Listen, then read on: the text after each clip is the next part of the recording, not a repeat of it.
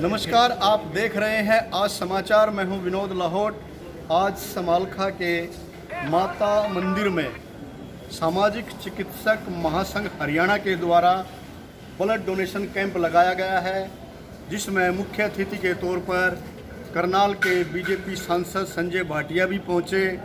उन्होंने भी यहां आकर कार्यक्रम का उद्घाटन किया और यहां ब्लड डोनेशन कैंप का निरीक्षण भी किया। डॉक्टरों की टीम हमारे साथ खड़ी है। डॉक्टर साहब, आज आप संजय भाटिया जी यहाँ आए थे ब्लड डोनेशन। सबसे पहले तो ब्लड डोनेशन कैंप का आज का उद्देश्य क्या है? रक्तदान का जो उद्देश्य है इसके बारे में विस्तार से चर्चा करने की जरूरत नहीं कि मनुष्य को, इंसान को बचाने की एक मुहिम है। ब्लड के बारे में वैसे तो अब काफ़ी जागरूकता आ गई, परंतु पिछले दिनों हमारी ये सलाह बनी कि हमारा पैसा भी मेडिकल का है, क्यों बहुत सारी संस्थाएं रक्तदान लगाती है, प्रेरित करती है, तो ना हमारा भी दायित्व पड़ता है कि हमारे संगठन जो ने पिछले दिनों फैसला लिया कि हरियाणा में ये हमारा इस वर्ष का 5वां रक्तदान कैंप है, तो हम 5 से 7 हर कैंप जो है हर जिले में विभिन्न जिलों में लगाते रहते हैं, ताकि एक तो लोगों में जागृति आए, कुछ सोशल वर्किंग का, समाज सेवा का हमारा भी कर्तव्य बनता है। इसी कड़ी में ये हमारा पानी पद के समालखा में आज इस वर्ष का 5वां रक्तदान है। आज MP साहब को अपने मांगे भी रखी है, क्या मुख्य मांग क्या थी? हमने MP साहब से यही मांग रखी कि जो जनता की सेवा करने वाले लोग हैं, जो सरकार काम नहीं कर पा रही, ड्यूटी सरकार की, उसको जो काम करने वाले लोग हैं, इनको हरियाणा में प्राथमिक उपचार की अनुमति देने के लिए जो है इनका सूचीकरण किया था। ये जो इन्होंने उठाया था, जो हेल्थ सेंटर बनाया, जो बोर्ड बनाया है, उस पर भी आपने कुछ सवाल किए थे। हमने कहा चलो, पिछले दिनों खट्टर सरकार ने हेल्थ केयर वर्कर बोर्ड का गठन किया था, परंतु वो बोर्ड और उस बोर्ड का चेयरमैन, पूरी टीम RMPO की समस्या को हल करने में पूर्ण रूप से विफल रही थी। हमने MP साहब से कहा था कि ऐसे नकारा लोगों को अलग करके दोबारा से एक अच्छा सा बोर्ड का गठन किया जा सके, ताकि हरियाणा प्रदेश के लगभग 1 लाख के करीब RMP जो है अपना रोजगार भी चला सके, निर्भय होकर के जनता की सेवा करे। आज के जो कैंप में सर कितने ब्लड डोनर हुए हैं? डोनेट कितने? 200 के करीब तो ब्लड डोनर हो चुके हैं, लेकिन 300 के करीब वापसी भेज दिए हैं।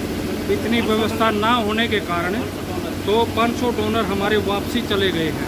क्यों? उनका ब्लड रखने की व्यवस्था नहीं है हमारे रेड क्रॉस में इतनी, तो इसलिए वो वापसी कर दिए गए। नहीं, हमने जो है लगभग 150 से 200 यूनिट का हमने अपनी टीम में रखा था, लेकिन जब फील्ड में गए तो हमें पता लगा कि भाई ये 300 प्लस होने वाला है, और 300 प्लस हो भी जाता, लेकिन बहुत सारी महिलाओं का भी जो है ब्लड नहीं लिया गया। और वो क्या कारण रहा वो तो अपनी व्यवस्था के बारे में ये बता सकते हैं, लेकिन फिर भी जिस तरह का जज्बा लोगों में, महिलाओं में और ग्रामीण खासकर जो है, जिन लोगों में गलत धारणाएं थी कि कमजोरी आ जाएगी या चक्कर आ जाएगा, वो सब धारणाएं जो है हमने प्रयास किया है, हमारे साथियों ने प्रयास किया है कि उनके जो है जिस तरह की सोच थी उसको बदला है। और उसी का परिणाम ये था कि जब भाटिया साहब आए तो इतनी भीड़ नीचे थी, उससे डबल जो है हमारे ऊपर जहाँ ब्लड डोनेशन कैंप चला हुआ था उससे डबल वहाँ थी। और हमारे साथियों का जो है प्रयास काफ़ी सफल रहा, और आगे भी इस तरह का हम प्रयास करते रहेंगे। और हम जो है एक लिस्ट तैयार कर रहे हैं जो आज डोनेट करके गए हैं। अगर हमें कहीं भी पता लगेगा कि भाई किसी ज़रूरतमंद को ब्लड की ज़रूरत है, तो हम वहाँ जो है रक्त पहुँचाने की व्यवस्था करवाएंगे, अपने डोनर को भेजेंगे। मैं डॉक्टर पूजा सिंगल, रेड क्रॉस रक्त सेंटर पानीपत प्रभारी जी। आज का रक्तदान शिविर हमारे प्राथमिक सामाजिक चिकित्सा संघ ने लगाया है। तो का लक्ष्य नहीं था, हमारे को जो चिट्ठी दी थी 150 से 200 के बीच की थी। कोई बात नहीं, डोनर अनफिट भी हो जाते हैं, कई तो वापसी भेजे। हाँ, वो अनफिट भी हो जाते हैं, कुछ अभी वेट नहीं कर पाए, तो वो ऐसा नहीं होता।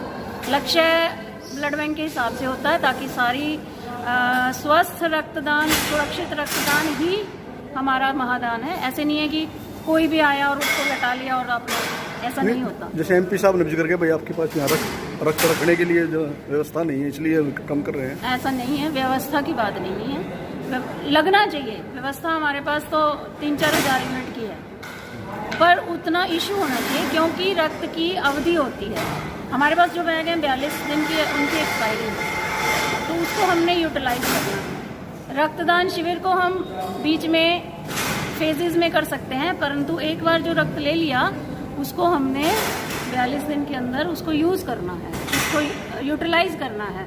ये नहीं है कि हमारे पास कैपेसिटी, हम उसको रख के क्या करेंगे जब हमारे पास डिमांड नहीं आएगी। तो वो आइडिया हम रक्त सेंटर को ही होता है कि किस तरह से डिमांड चल रही है और क्या लोगों को चाहिए। ऐसा नहीं है कि कुछ भी उठाया कुछ भी ले लिया, ऐसा नहीं होता। बहुत जुडिशियस यूज़ ऑफ ब्लड हम करते हैं ताकि एक भी यूनिट हमारी डिस्कार्ड ना। कम से कम टोटल मिला के 61 लोगों को हमने मना किया है जो विभिन्न कारणों से रक्तदान नहीं कर सकते। अब सामाजिक चिकित्सकों द्वारा ब्लड डोनेशन कैंप लगाया गया था, तो इसको जो आपने मान्यता दिलाने की जो बात कही दोबारा बोल रहे मैंने इनकी एक मांग थी और काफ़ी समय से ये मांग है। और एक जब हेल्थ केयर बोर्ड माननीय मुख्यमंत्री जी मनोहर लाल जी ने पहली बार हरियाणा बनने के बाद इस तरह के बोर्ड का गठन किया गया और इनको एक सम्मान की दृष्टि से अपने आरएमपी डॉक्टर्स हैं उनको देखा जाने लगा।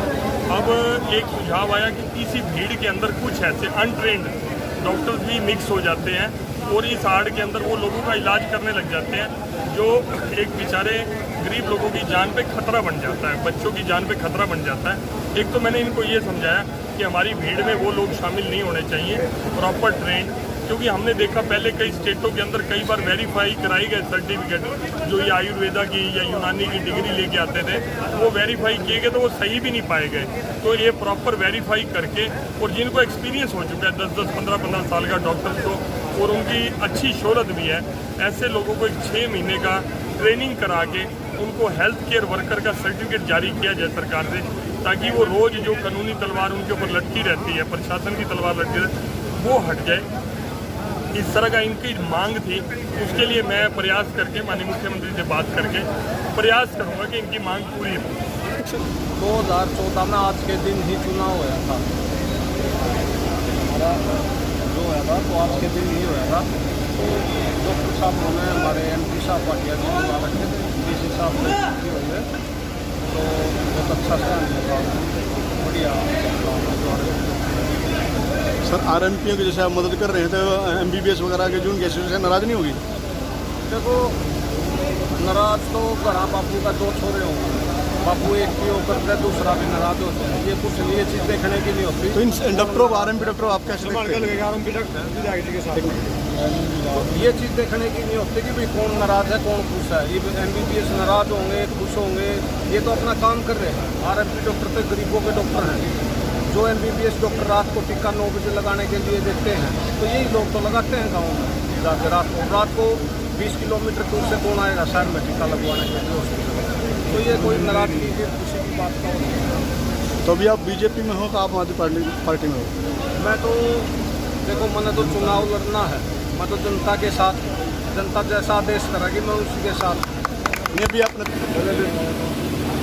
तो ये थे डॉक्टर जो सामाजिक चिकित्सक संघ हरियाणा राष्ट्र के जो अध्यक्ष हैं सुभाष आर्य जी, और इन्होंने बताया कि MP साहब से जो इन्होंने मांग रखी है, MP साहब ने इनको आश्वासन दिया है कि इनकी मांगों पर जल्द वो CM साहब से मिलेंगे और उस पर सहानुभूतिपूर्वक विचार करेंगे। आज जो चिकित्सक संघ ने जो एक प्रेरणादायक ये काम किया है कि डॉक्टर जो घर घर जाकर कोरोना के समय में भी इन्होंने लोगों की सेवा की है, और डॉक्टरों ने रक्तदान जैसा महादान जिसको कहा गया है उसका एक आयोजन किया है।